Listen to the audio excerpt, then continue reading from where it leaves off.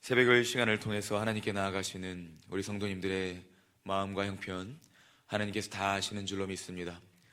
모든 것 가운데 하나님께서 은혜와 사랑을 넉넉히 부어주시는 은혜가 있게 하시고 우리 삶과 가정 가운데 날마다 하나님께서 사랑과 은혜를 더하시기를 예수님의 이름으로 축복합니다. 사람은 불완전합니다. 그래서 완전하신 하나님께로 나아가야 되며 또한 완전하신 하나님의 사랑과 긍휼과 은혜가 있어야지만 하나님께로 나아갈 수 있습니다. 하나님의 수많은 속성들 가운데 하나님의 사랑과 공의, 우리는 오늘 말씀을 통하여서 불완전한 인간이지만 하나님의 사랑을 통하여서 공의의 하나님께 나아갈 수 있는 은혜로 나아가길 원합니다.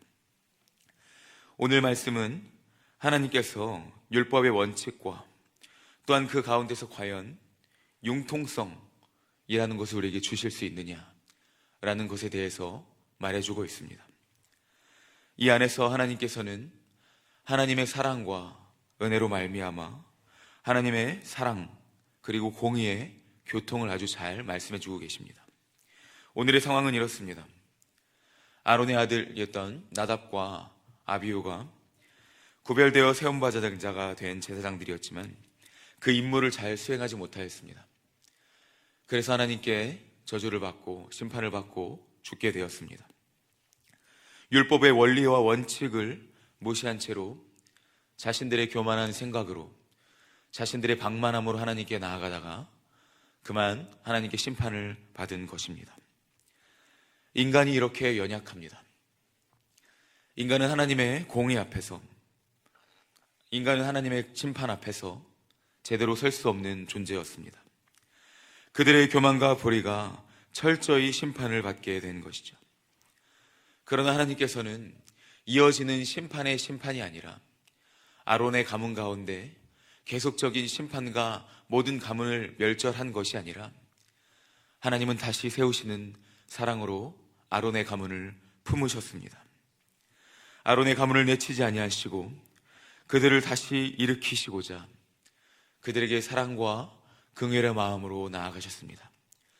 그리하여 아론에게 하나님께서는 직접 나타나셨고 직접 말씀하셨습니다.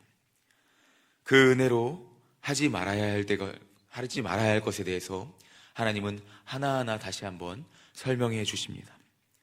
다시 한번 사랑으로 위로하시며 권면해 주십니다. 이것이 바로 연약한 성도에 대한, 연약한 우리 인생에 대한 하나님의 은혜요 사랑인 줄로 믿습니다. 하나님께서는 그리하여 다시 한번 모세의 입을 통하여서 아론에게 말씀하십니다. 그리고 그의 아들 엘르아살과 이다말에게 말씀하십니다. 바로 제사의 음식을 먹는 규정과 그들에게 배분된 그들의 소득에 대해서 말씀해 주십니다. 곧 제단에 태우고 남은 제물들을 그들의 소득으로 갖고 또한 그들이 거룩한 성소 안에서 먹는 것이었습니다.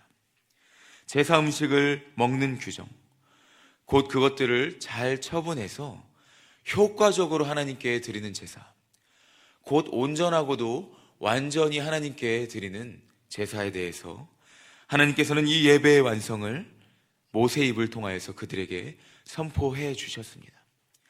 다시 한번 그들을 일으키시고자 기회를 주시고 또 방법을 은혜로 알려주신 것이죠.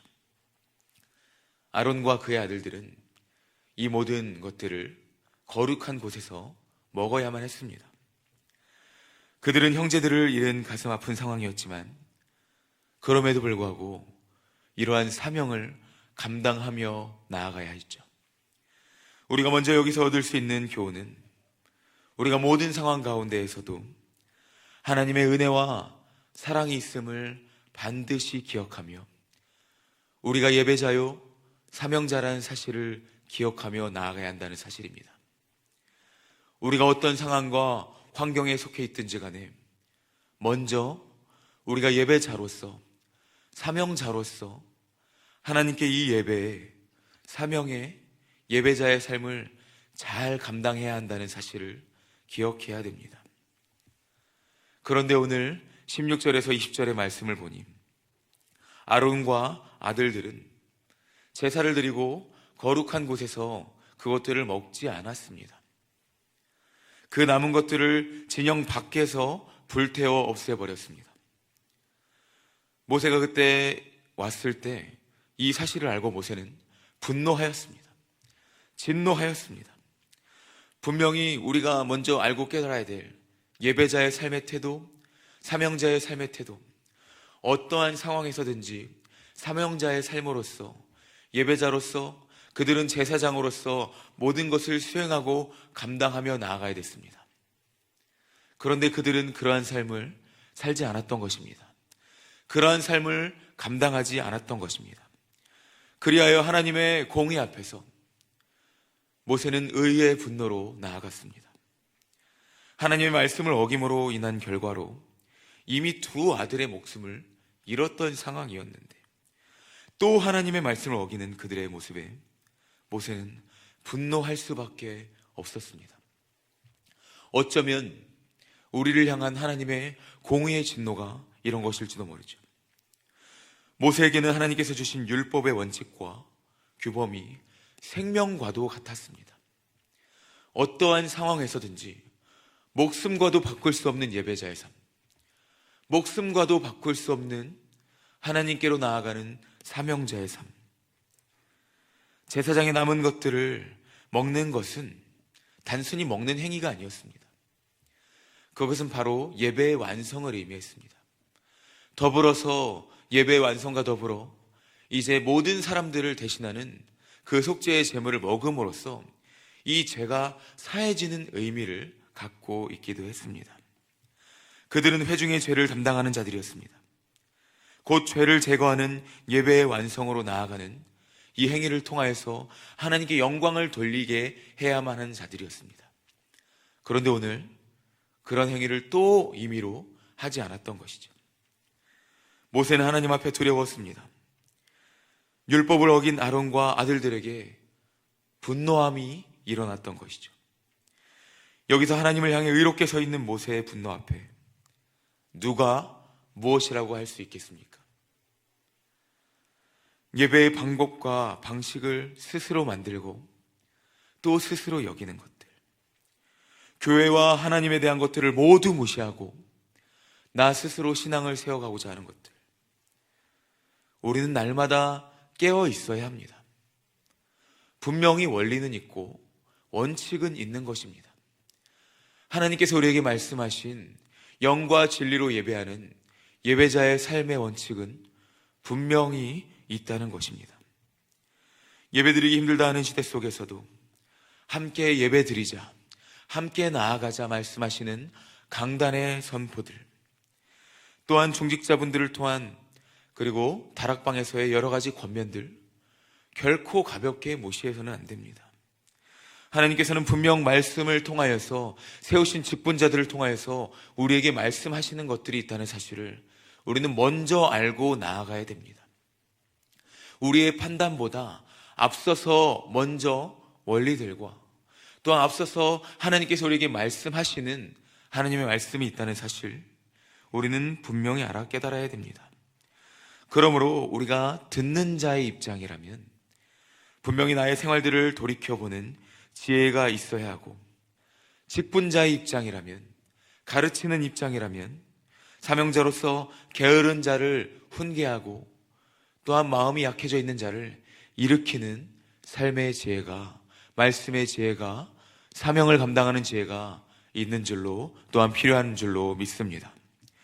더 나아가서 동시에 19절에서 또한 20절에서 말하는 아론의 말에 주목할 필요가 있습니다.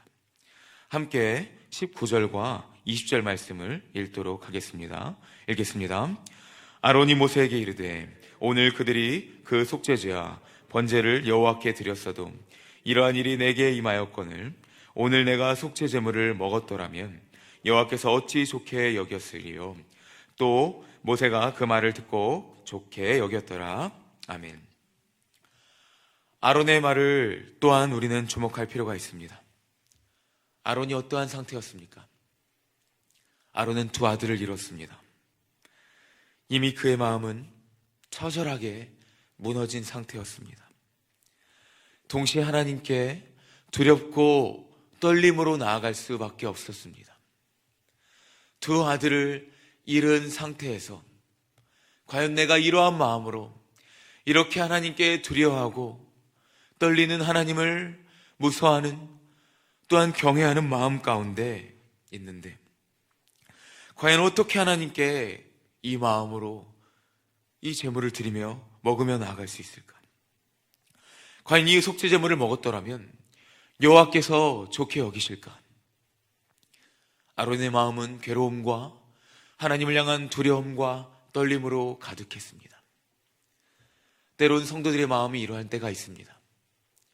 예배 자리로 나올 때, 하나님께로 나아갈 때 하나님을 향한 두렵고 떨림과 여러 가지 괴로운 심정, 어려운 심정이 있습니다. 상황적으로나 환경적으로나 분명히 하나님께로 나아가야 되지만 여러 가지 삶의 정황과 형편들이 있어서 하나님께로 나아가기 쉽지 않고 또한 여러 가지로 어려운 때가 있습니다. 그때 우리는 율법의 원칙에 대하여서 또한 하나님의 말씀에 대해서 다시 한번 생각해 봐야 됩니다. 성도는 반드시 하나님의 말씀에 순종하고 날마다 하나님의 뜻에 따라 주의 영광을 위하여서 살아야 하는 존재입니다. 먼저는 이러한 믿음이 선행되어야 합니다. 또한 우리는 올바른 규칙으로서 오직 말씀만을 진리로 여기며 살아가야 하는 존재라는 것을 우리는 먼저 믿음으로 나가야 됩니다. 더불어서 우리는 모세의 입을 통하여서 말씀하신 하나님의 말씀, 좋게 여기셨더라라는 것을 또한 묵상해야 됩니다. 원리, 원칙, 규율, 규범, 그럼에도 불구하고 한 영혼을 천하보다 귀하게 여기시는 하나님의 그 사랑과 은혜가 이 한마디에 잘 나타나고 있다는 것입니다.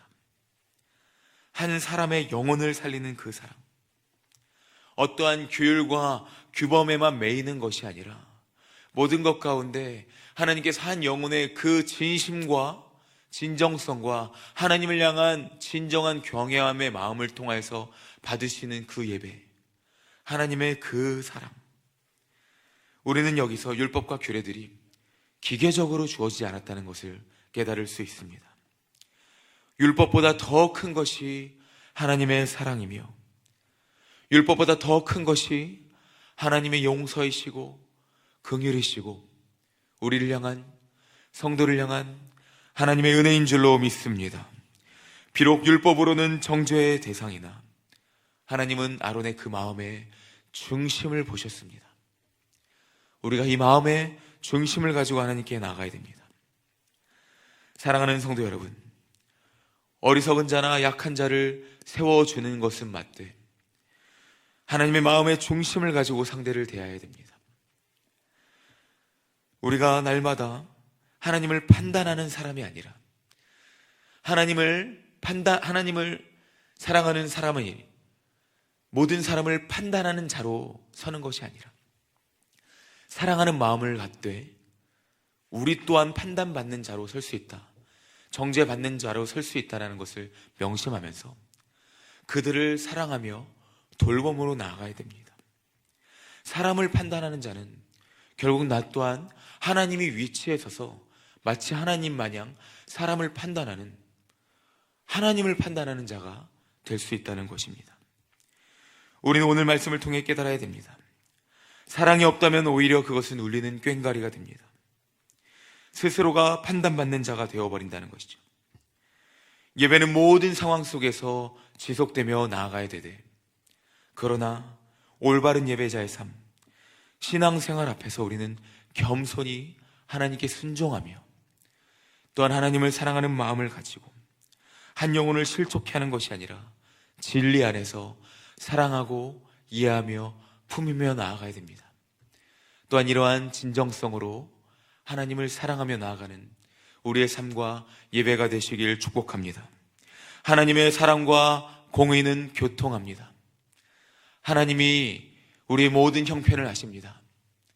그리고 하나님을 사랑하는 마음으로 나아갈 때 우리를 좋게 여기신다는 마음, 기억하시며 오늘도 하나님의 이러한 은혜 안에서, 그 사랑 안에서, 하나님 안에서, 예배 안에서 날마다 하나님을 사랑하는 마음으로 나아가시는, 사랑하는 모든 성도님들 되시기를 예수님의 이름으로 축복합니다.